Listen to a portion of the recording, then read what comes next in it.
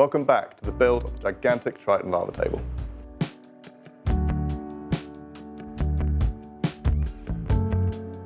In this last episode we get everything ready for finishing, and once polished we'll deliver the table to its new home.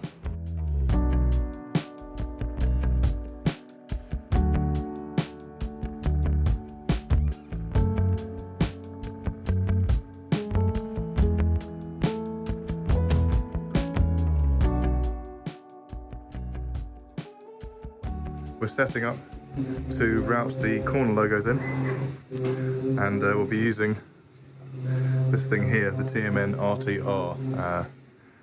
Brand new thing, trimmer router, comes with a plunge base and a trim base, and we'll be doing kind of the intricate work.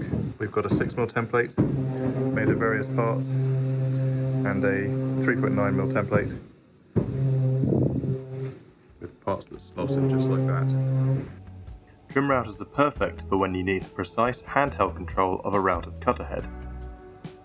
They're a really useful tool in any workshop, and per the name, are most commonly used with a trim base to apply the shape you want to an edge, whether it's trimming excess to cut flush, like the edge of a kitchen work surface, or applying a chamfer, a roundover, or any other shape you want to the edge of a workpiece, like a table. The Triton trim router additionally comes with a plunge base, which is what I'm using here. A guide bush fitted to the underneath means I can plunge the router to a set depth and use a template to cut a very precise shape. Masking tape and superglue means the template isn't going anywhere. When overlaid, the negative space from all the template pieces forms the perfect logo, so once I've used them all, that's what we'll end up with. We used a laser cutter to make templates to perfectly match the logo design, but you can make a template whatever shape you want, and use it again and again to repeat the shape. Here's what it looks like so far with just a few of the templates used. Now because we've got lots of different shapes and some floating elements, we're using an outer frame to support lots of inserts. The frame ensures everything is perfectly lined up. Our 6mm template with a larger cutter was for removing most of the material, and the 3.9mm template and a smaller cutter allowed us to cut closer for a more precise shape. With the dust extraction situated right at the cutter head, I could see exactly what the cutter head was doing the whole time. It was good fun, if a bit repetitive. One logo done. After a quick cleanup of the sharp edge details with the chisel, I repeated the process in the opposite corner. These came out looking really clean. Now that the logos are cut, before we mix more resin, we're going to prepare and fix the bubbles and imperfections left from slabbing the last resin pour. You can see we've circled the areas needing attention, and there are a fair few of them. We'll clean these properly before filling them, and you'll never know they were there. A blast of compressed air, some quick work with a fiberglass brush, and they're ready for filling. Easy work. Just a few applications with a syringe and flashing out bubbles with a torch meant we'd end up with a perfectly flat surface once the finish goes on. After some careful drilling into trapped bubble chambers, we even managed to fix the problem area in the river section. Time to fill the logos. We mixed orange to match the orange in the centre of the table. The metallic pigment ended up looking really good. Just as with the centre river, we needed to wait until the resin had partially cured, and it was a tacky consistency to mix it about to lock in the metallic swirl effect we were after.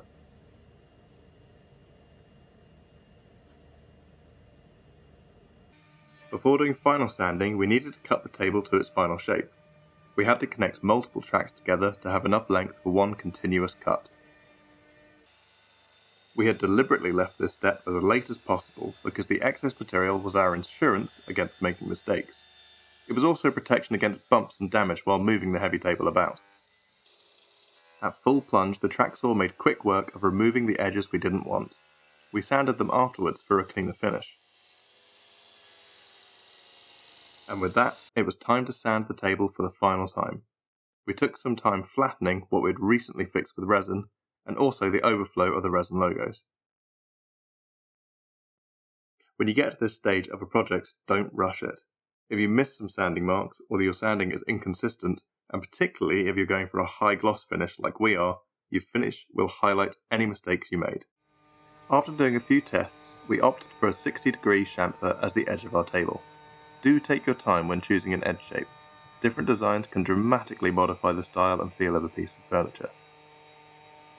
We only used the larger router here because my 60-degree chamfer bit had a 1/2 inch shank.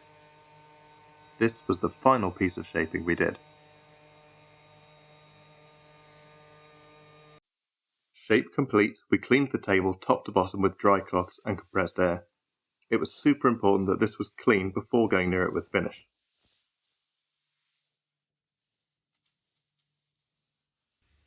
At just under 3 meters, the table barely fit into the spray booth.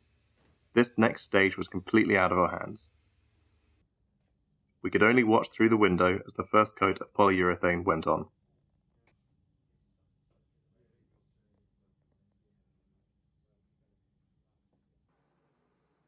We wanted this to be super hard wearing, so we built up the layers slowly.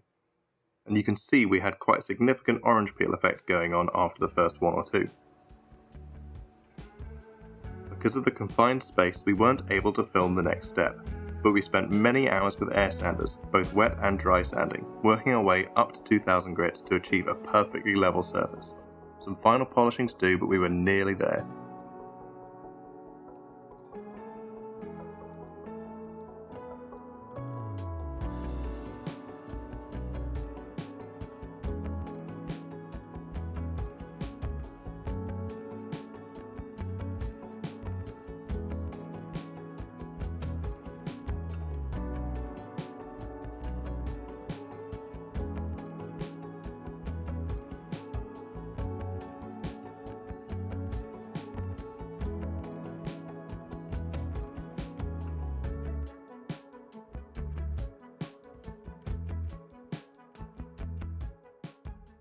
Three meters of European walnut at nearly 2 inches thick and 70 litres of epoxy.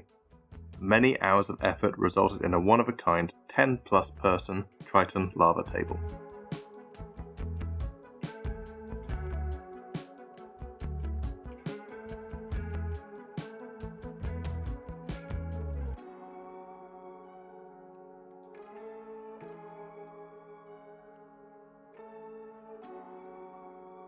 So there it is. You can get incredible results with patience, good technique, and the right tools. Let us know what you thought in the comments and don't forget to subscribe. Bye for now.